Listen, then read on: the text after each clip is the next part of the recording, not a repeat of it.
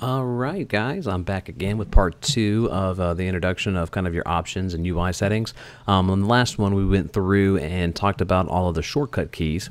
Now one of the things I want to do is I want to go through and talk about the different options here that we have for our UI settings. And one of the great things about Tera that I've seen so far is that a lot of these user interface settings are very customizable. You can actually change their sizes, you can change their positionings.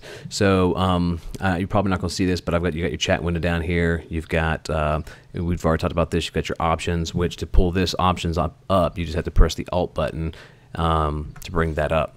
And then it goes into kind of like a mouse point click view. So with these options, you've got your profile, which brings up just your basic profile here. Has all the different tabs. We've got your skills that you've got, what you are active and what your passive skills are. And then you've got your quest log, has your story quest, zone quest, guild quest, and daily quest. And then you've got your inventory, which I've got my nice little Keener's bandage and speed potion. And then we've got our main menu, so you can pull up an actual map of Island of Dawn. And you can, of course, go through and change those options there. And then we have our mini map, which makes it disappear, so we can bring it right back. And then we've got our activities for crafting, which is very cool. You'll be able to go through and create different items or create different things depending on what you want to craft. You've got your achievements, so depending as you go through, you've got 394 as of today. And then you have your enchantment, which this is quite a big ordeal here, which I may do some videos on later. Item claiming. So if you've ordered the pre-order, then you have all these different nice cool little options here. I've actually got my white stallion and frost lion there. And basically what you do is you just click on that and hit use. It'll put it in your inventory, but there's some limitations on levels there, so I'll get those at a later time. Now we go back here, we got Van Arcs, gives you all the different providences here and gives you all the edicts, the providence datas, and all the information. Talks about when the next stage of candidacy is, and the current one. Then we've got the candidates, which you can only see this during competition stage. Alright, so social menus, we've got the guild, which brings up if you're a part of a guild at the time.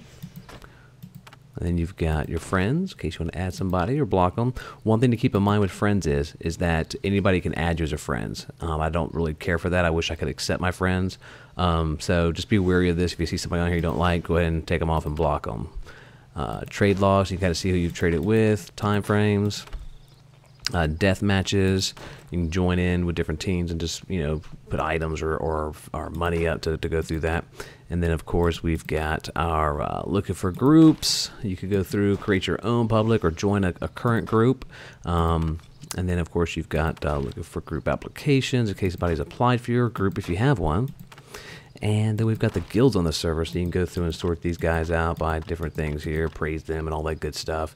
Any kind of GVG history, which we run a pretty new server for Earl Valley. Not too many activities going on with the other 3 servers being really full. Instance matching, as you get to level 20, you'll be able to do the secret base. Level 26, you'll be able to do the Sinister Manor. 35, the CR run, which is I think the cultist refuge. All right, and then of course you have your options here. You got your channel. You can change your channels around. One thing to keep in mind with these channels is you can go up and down to different channels. You can do it this way, or you can actually go over here and do it right here. One thing to keep in mind with these channels, if you see that you're just not able to get a lot of pickups or certain type of monsters, just go to one of the lower channels. Sometimes when you're looking for those BAMs, just channel hop and check out some things. Additionally, what's really cool is you can actually run and change channels at the same time, which I think is pretty nifty if you're in a bind and you're not in combat and you've got some PvP folks chasing you. Of course, you got your handy dandy help options here, which goes through all the cool stuff right here. And then of course you can change that and make that thing go wider, which I think is really nifty to do there.